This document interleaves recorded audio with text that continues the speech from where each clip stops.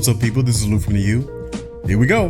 Another content creator trying to capitalize on making PS5 Pro content for the 100th time.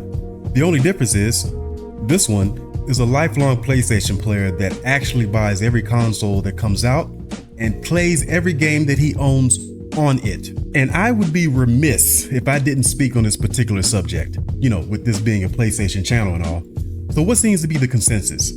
PS5 Pro's pricing is ridiculous. It's baffling. It's absurd. Is it? I'm not going to waste your time here. I'm just going to go straight into it. Let's get the bad out of the way. The design. That's it. That's the only thing that's wrong with it. The PS5 Pro doesn't look much different than the base PS5. They literally just slapped 3 bars around it. Not a huge gripe, but it looks like they could have just had those as face plates that you can just swap on and off.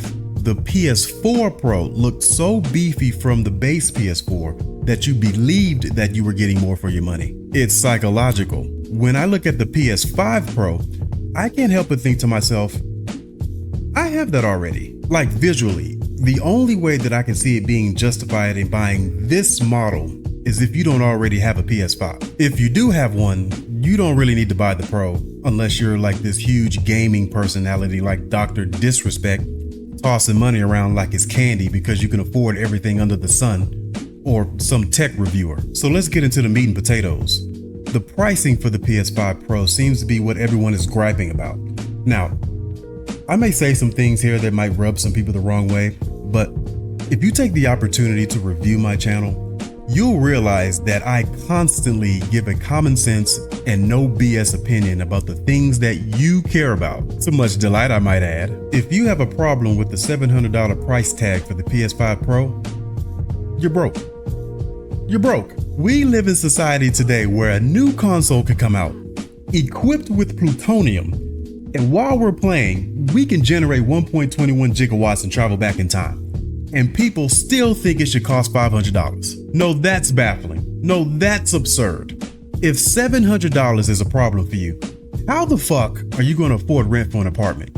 How the fuck are you going to afford a mortgage for a house? How the fuck are you going to afford a car note with insurance? How the fuck are you going to be an adult? Y'all need to step your game up. Y'all need to step your lifestyle up. Is a $700 PS5 Pro worth it? If it gives us the exact same thing as a high-end PC with an RTX 4090 graphics card, yes. That's the only way you should be looking at this. Does a PS5 Pro do the things that PC fanboys make fun of console players for? I think it's fair to compare the PS5 Pro to high-end PCs. For 4 years, we've been waiting on some next-gen shit. So now show us some next-gen shit. You remember back when people went crazy over Forspoken's max PC requirements? Okay.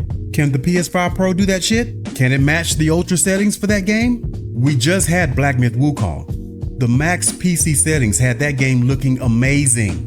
Can the PS5 Pro do that without sacrificing performance? Do we actually not have to choose between fidelity and performance? Can we have both all the time now? Like, if we have a TV or a monitor that supports it, can we have 4K 120 Hz on everything that we play on the PS5 Pro? If this is what they're giving us, then I can look at that $700 in a different context. It would be worth every single penny because, remember, I'm comparing a PS5 Pro to a high-end PC. And when you look at it like this, if you have these $1,000, $1,500, $2,000 souped up PCs, and you have this $700 console where they all can do the exact same thing, then it is a steal. Now, I'm not recommending everyone go out and buy a PS5 Pro day one.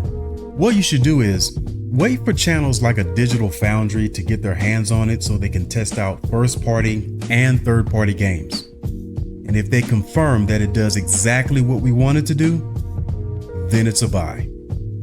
Appreciate you for watching the video. Make sure to like and subscribe. And as always, this is Lou from the U. Until next time.